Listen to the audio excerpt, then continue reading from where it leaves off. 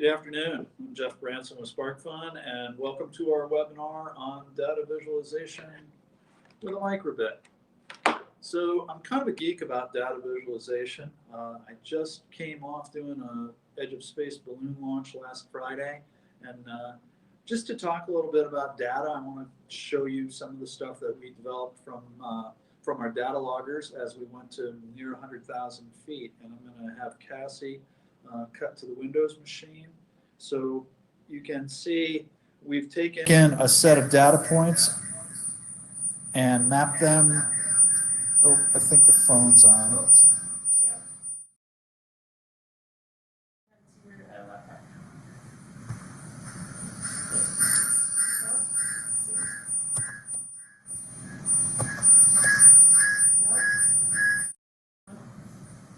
Okay.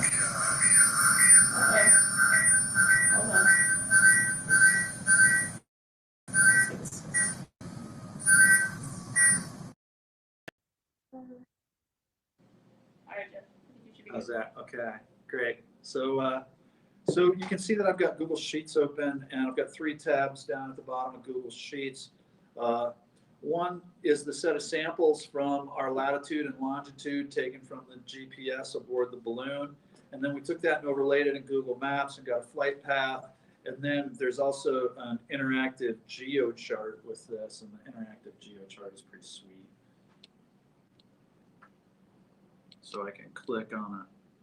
Oh.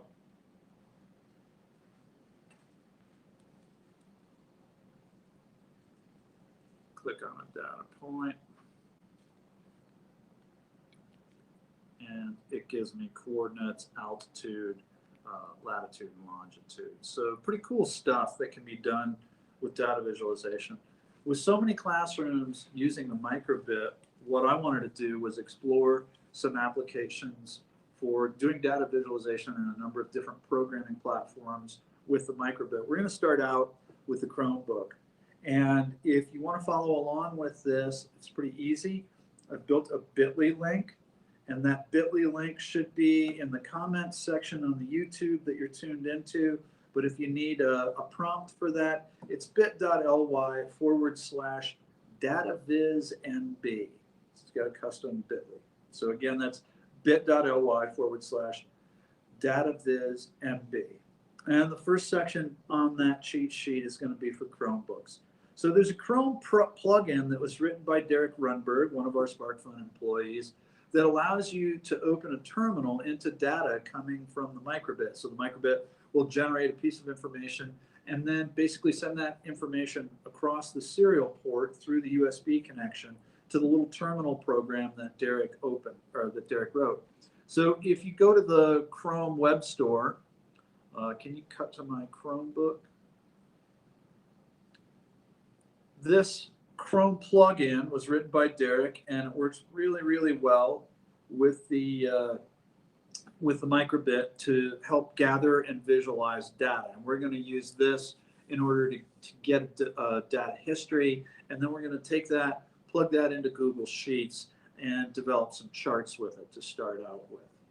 So I'm going to go back to my data visualization cheat sheet. We've talked about the Chrome plugin. You can install that Chrome plugin while we're talking. I'm going to go down to the section that says MB code, the microbit code, and I'm going to click on this, and it should open up an example microbit sketch. My web connection's a little slow here in Colorado. It's snowing out, so things aren't moving too fast.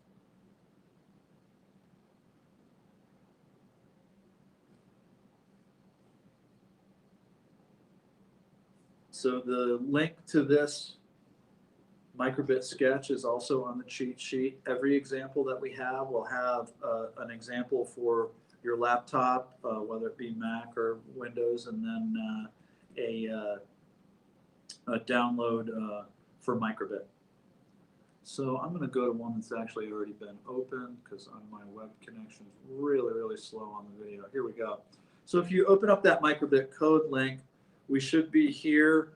It's called test single, If I download it, and I've already downloaded it, but I'll do a little walkthrough on this. I'm going to go to my downloads.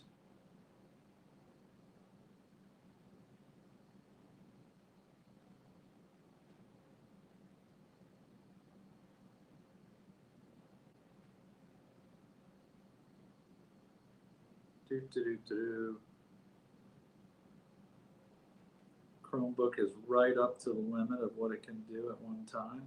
Screencast and show me my my files. So I'm going to go to downloads.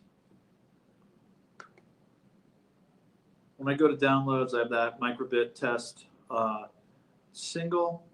I'm going to drop that on the microbit. So I'll take the microbit, plug it into my Chromebook.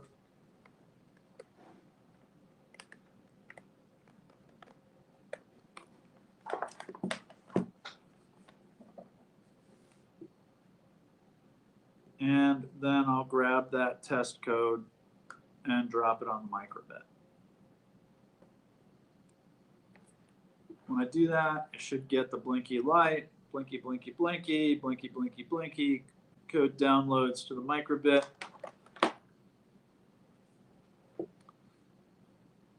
And I'll close out my file finder. I'm going to go to my launcher, and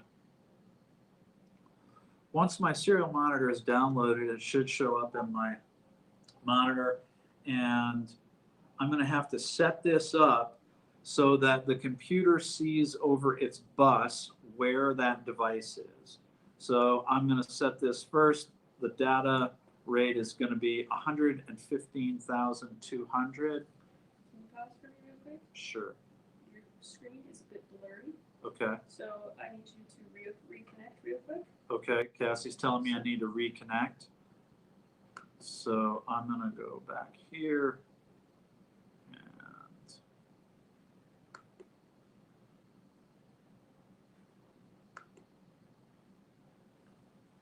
Exit that yet?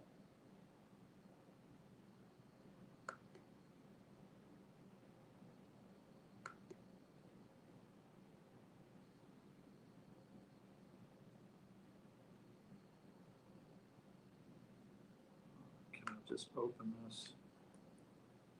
I still have you as screen sharing on that one. Make sure to Okay. cut the feed that's coming from your Jeff Chrome. Can you, I'm still screen sharing on this. Mm-hmm. Let me see if this comes up. Okay, accept. Oh, I think I got the wrong one. Oh, there we go.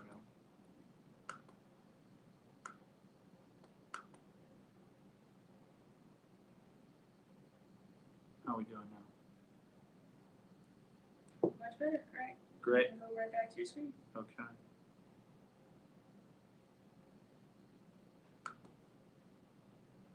So I've got my code on there. When I open the Chrome app,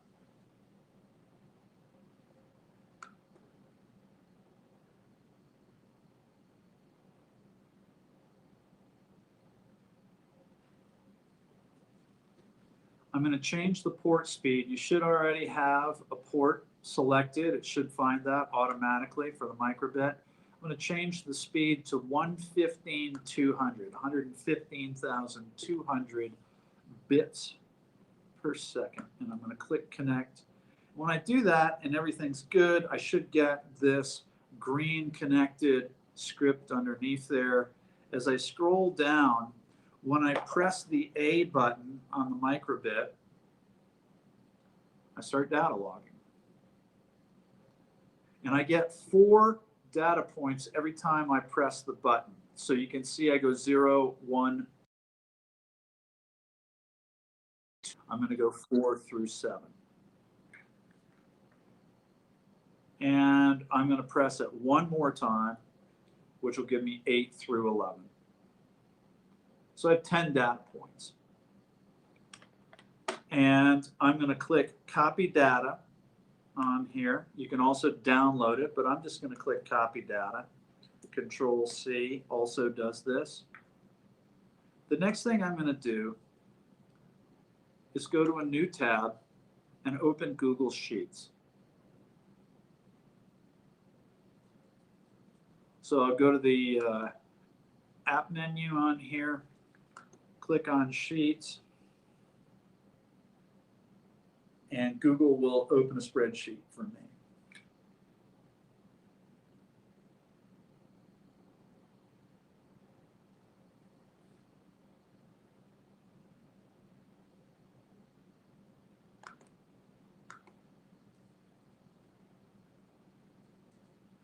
So once Google populates, I'll get the option to open a blank or new sheet. And that's what I want to do. I'm going to pause right here while this is opening up. Megan, do we have any questions? Not yet. Okay, great. Just want to make sure if people were pushing to get this working, that we gave time for questions. If you have questions, fire them.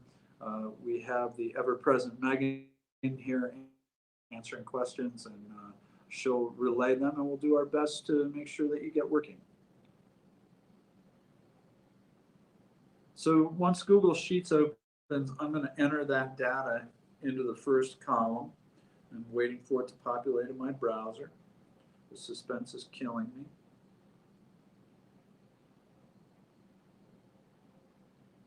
Maybe I'll close some tabs here.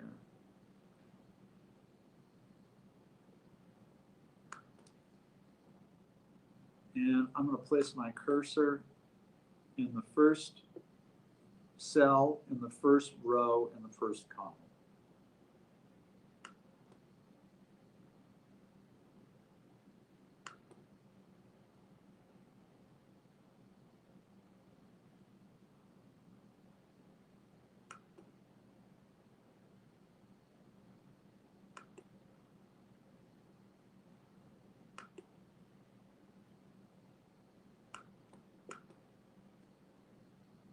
So Google Sheets is really slow as I'm screencasting on this. If you'll just hang on with me, we'll get this in there. And that cell is now highlighted, and I can Control V, paste that data in there, or click and paste, depending on what your preference is.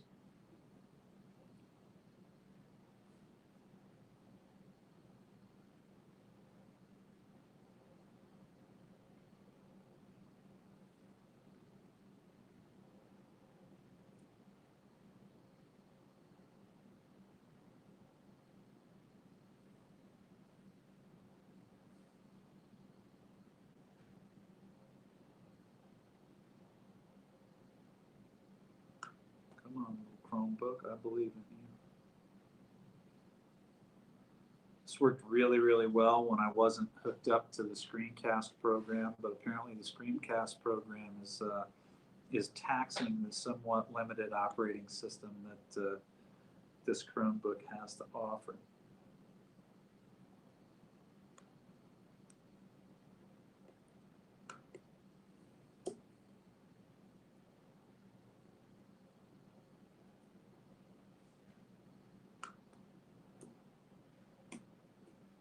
There we go. So I'm going to enter that. I've got my data entered about 4 times right now, but it should give us an interesting graph nonetheless.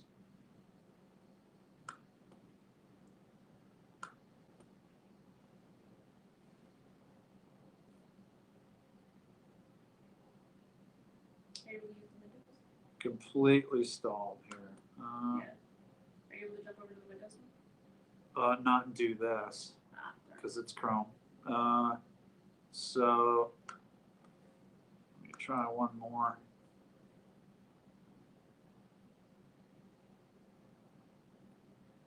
I'm going to try the paste function on this. Let's see if that does okay from my clipboard. Gives me the option from my clipboard. I like that.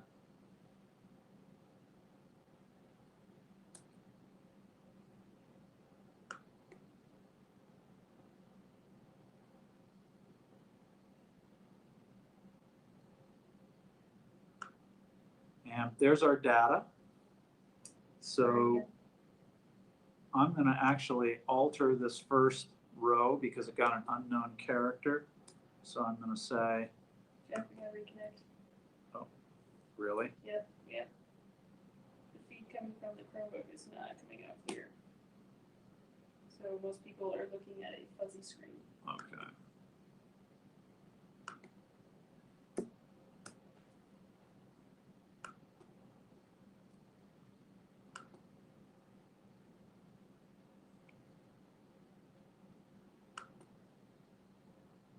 So I'm going to reconnect here.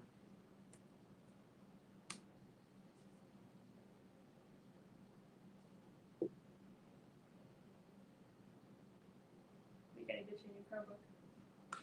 Agreed.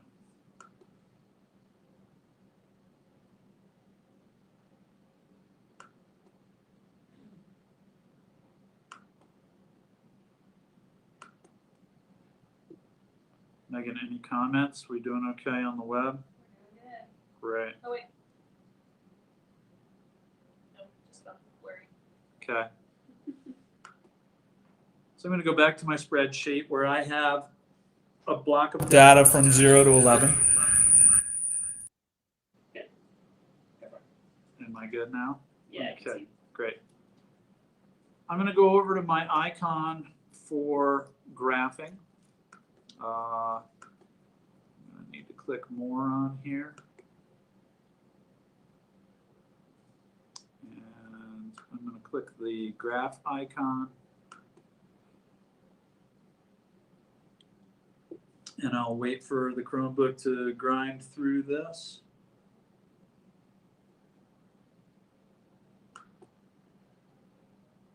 And it should build a little graph for me, a little window, and I'll set the parameters in that window and we'll load that data.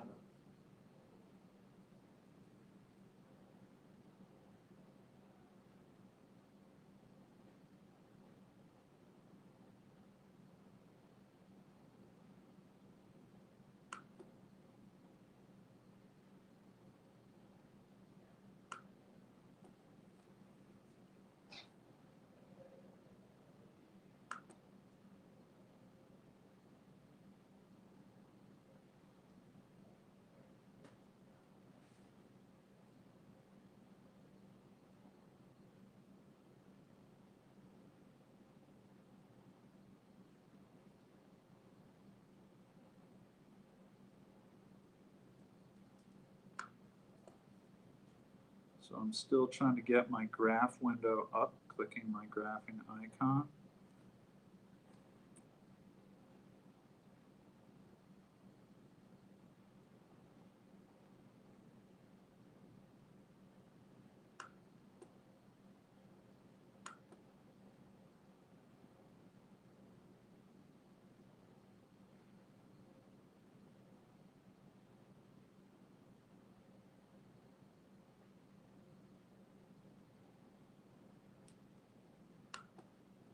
So Google is unresponsive at this point. I'm going to refresh this page.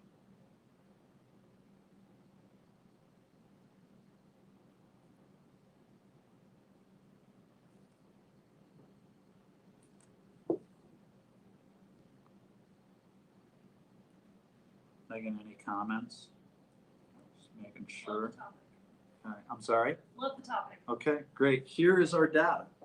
So when I refreshed it, I'm going to hit cancel on here.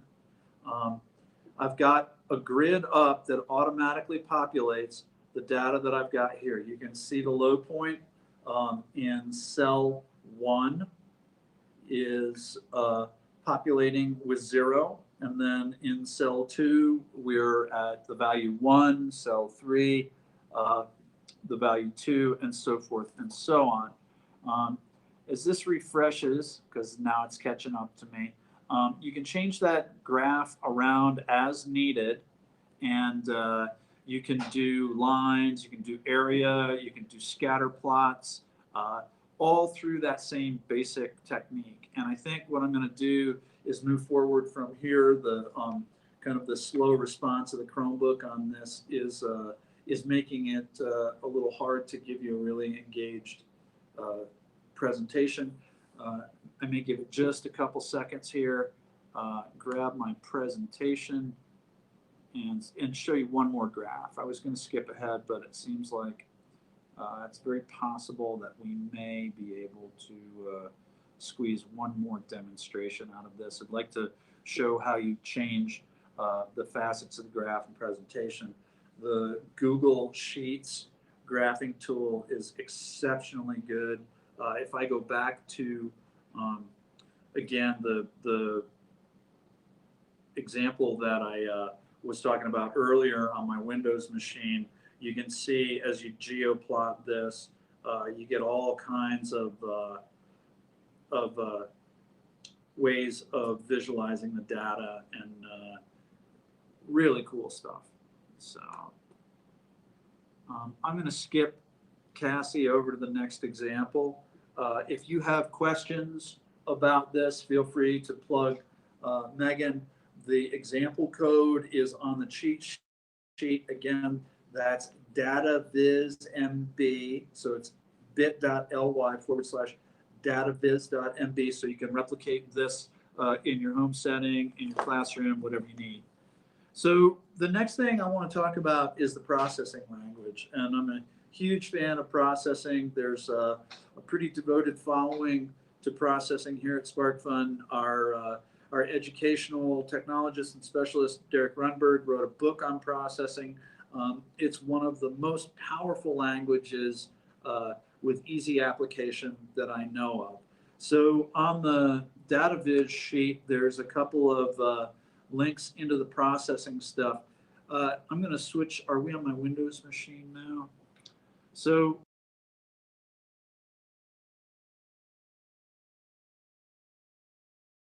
Arduino tab up, and if I go to File, Examples, Communication, and Graph, Arduino comes preloaded to do a graphing sketch where you load the top code into an Arduino, and then underneath that, commented out, is processing code for this sketch.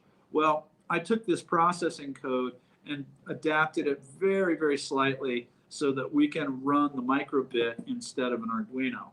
So the next thing I want to do is actually look at the microbit code for this. So I'm going to click on here.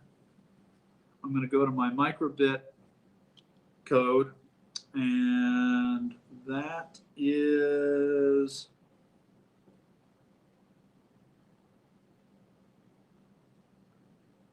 right here. My microbit code is right here. I'll open that up. How's that coming across, Cassie? It seems like it's a lot faster on this machine than it was.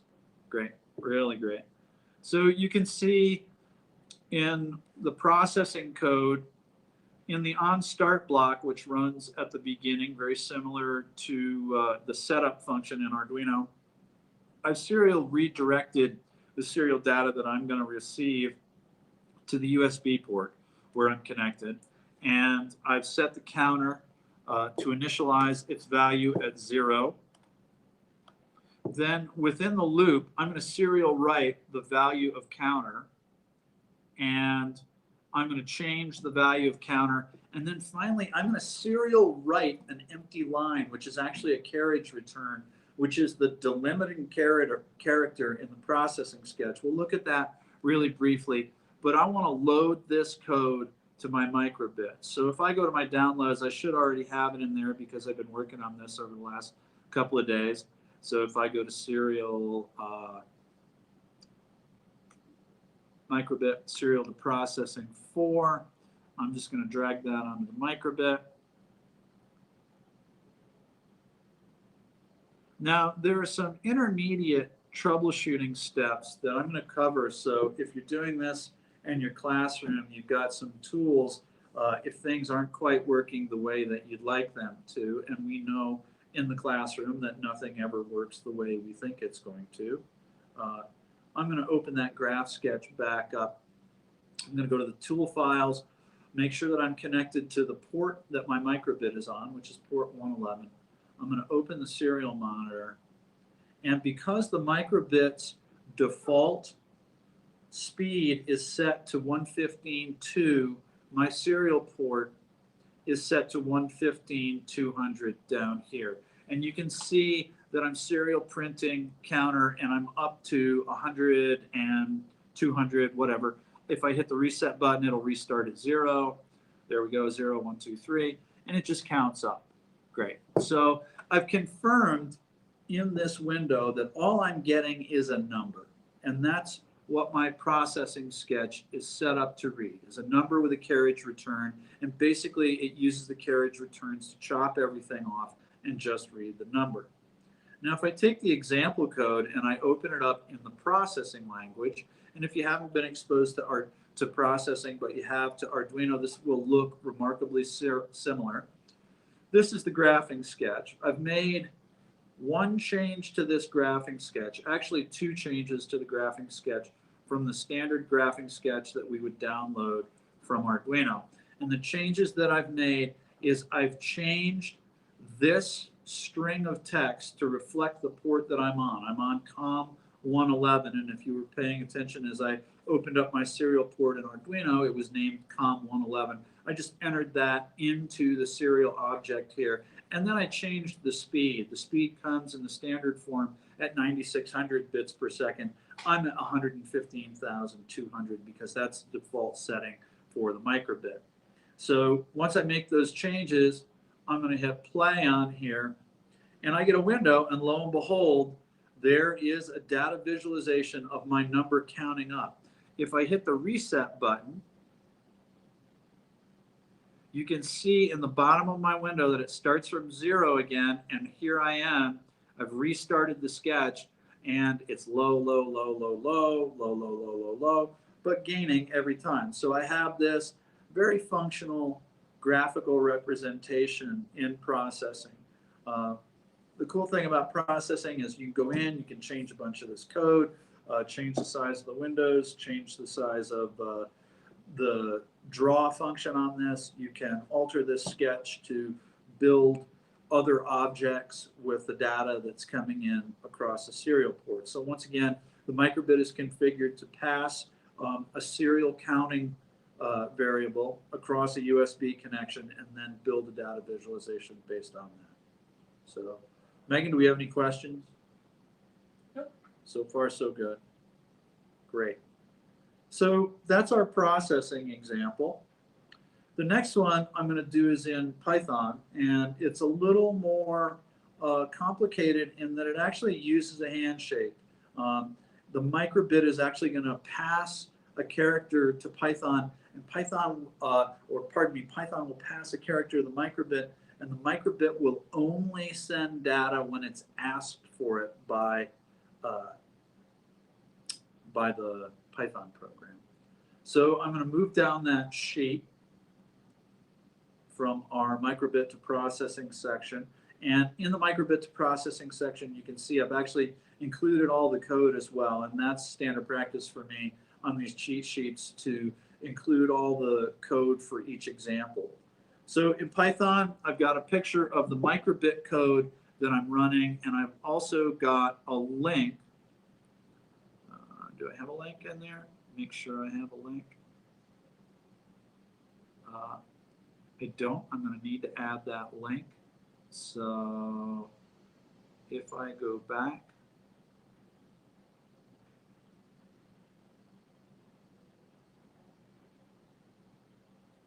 and actually what I'm going to do is build my code.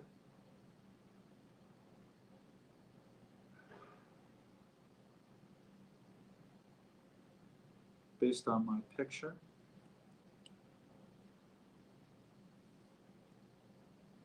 So I'm going to use this first example in Python just to show what it's like to get an easy data pass.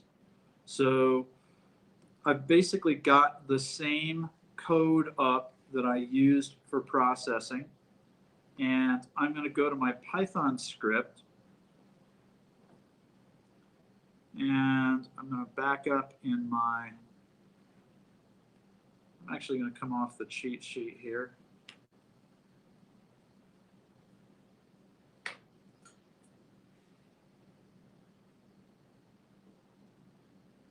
And grab this code. You can see that in Python I use the pound sign hashtag for the start of the code and the end of the code. I'll just copy all that, Control C. I'm opening up idle, and I'm going to open up a new script in idle. I'm going to paste this code in. I'm going to change, you can see in my code it says COM 110, and I know that my microbit is on COM 111, so I'll make that change. And my data speed is 115,200. That should work. I'm going to save this file as webinar 1. I'll click save and then run. And I'll restart my module before I run the module. That way we'll get a low. Oh.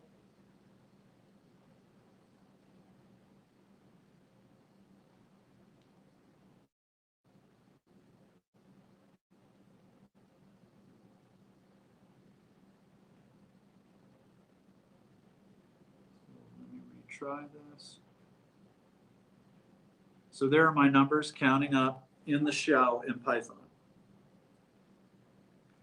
So it just keeps counting up. So I've used that shell to determine that I'm actually getting the data that I think I'm getting from the microbit, which working great, glad to see it.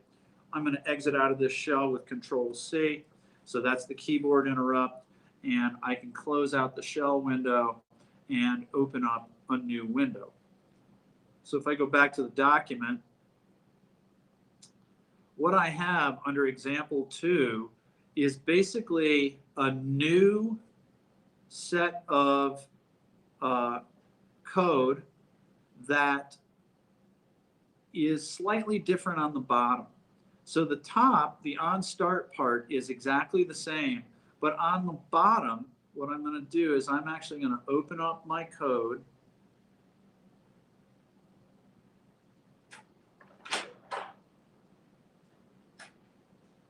And here's Chris. Yep. So I'm going to take this block out in my code.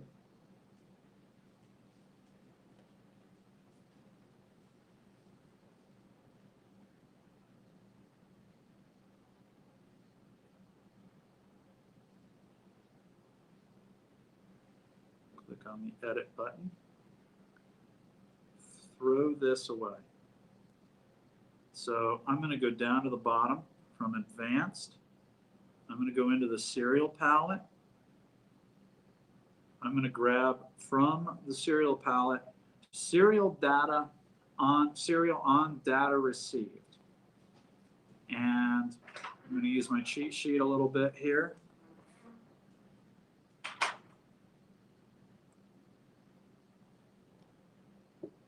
So if I go back, I'm going to say serial.write from the serial palette.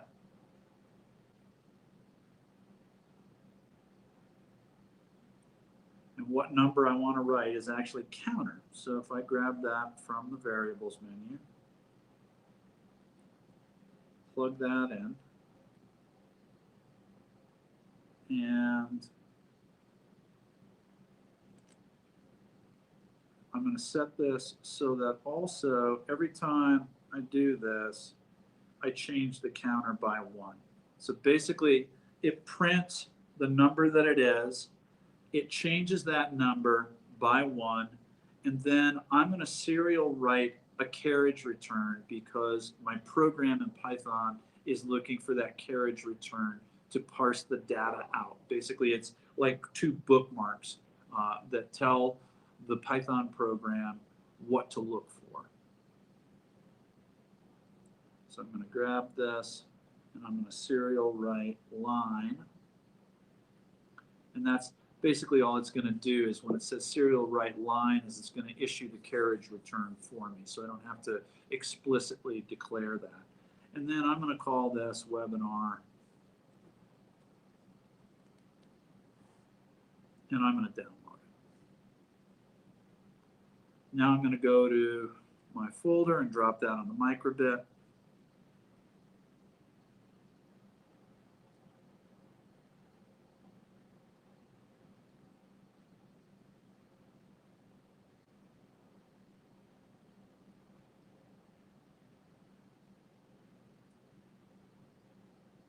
Great. Looks like everything's good here. So the way this is set up is that I'm actually not getting any data until something is pushed to the microbit. So the microbit's basically waiting for a call. So on anything, it'll start printing the counter and then changing the counter by 1. If I go to my Python code, I'm going to grab from start Python code all the way down to end Python code, Control C. I'm going to open up a new sketch.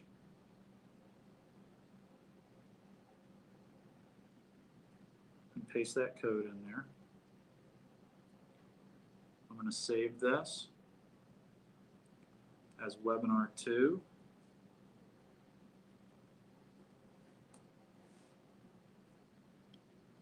Make sure right here that I'm set to COM 111 so that I'm looking for the microbit on the place in the computer where it's actually talking over USB and that it's talking at the same speed that the microbit is. Great, that all looks good. If I hit run on here, so you can see my cursor now moving up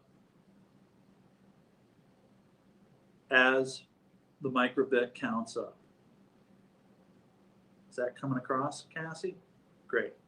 So we have a real-time data visualization building as it's receiving data from the microbit. I want to go back into the code and talk a little bit about the code. So, and I think I'll go to the document for that because the document's a little bit easier to read. So let's talk about what's happening actually in the document. So I have 3 import module calls at the top of the code. One is for serial, that handles the serial event between the microbit and the Python program, basically everything that's coming across the USB connections. Time handles our ability to pause and wait and let events kind of play out before we move on to the next execution in the code. And then finally, I'm using the turtle module, and the turtle module is what does the basic drawing and the graphics that that's working on this. Below this, we've created a serial object, and we've set that equivalent to port COM 111 at 115/200 bits per second. That may change depending on where your microbit lives on your computer. If you're a Mac user, that will be dev TTY/USB, something similar to that, depending on the version of the Mac operating system you're using. I've set a variable called serial.baud rate, and that again declares explicitly that 115/200. I've set an X coordinate variable equivalent to -50 where it starts, and then I kind of set my turtle to go to X coordinate 0 at the beginning of the program. And then it drops into this while loop that serial writes the character A, and then serial writes a carriage return after that. And that is basically the handshake between the Python program and the microbit. So the microbit's waiting for a character to come across the serial port followed by a carriage return. Doesn't matter what that character is, I just chose A. What's really important is the carriage return because that tells the microbit where to chop things off to read if there's a character or not, if there's serial available. Then in Python, what gets returned is read by serial.readline and stored into read_serial. So I take read underscore seer and I strip it down. I take off all the white space, anything that's not data, and I store it into a variable called payload. And then I take payload and I decode it in UTF-8 and store it into a new variable, which is a string called chord. Finally, I print chord out just to make sure that I'm getting what I think I'm getting. I do a lot of print statements. I've used an if statement next, which said if chord is equivalent to anything but nothing, if chord is not equal to none, then chord converts to an integer variable called chord. I basically strictly cast chord into an integer variable that turtle can read, and then I set the y coordinate underneath at turtle.setY to whatever chord is, and that's how it's moving up. I set turtle to x chord, which we know we started out with 0. I give this a sleep of 1/4 of a second to kind of catch up, and then I increment the x chord. So the x chord basically every time through the loop moves 1 and then moves up according to whatever is coming across the serial terminal. And that's my Python stuff right there. So I hope folks can get this going on their own. Again, if you have questions, please fire them off to Megan. Megan, do we have anything? Great. So that concludes it. Those are our examples. You've got the cheat sheets. Megan, is there anything else we need to put in here? I'm sorry? PD classes. So I'm going to go to the education website. If you want to do this in person, come out here, explore this more in depth. We're doing 3 big classes this summer. Oh, yep.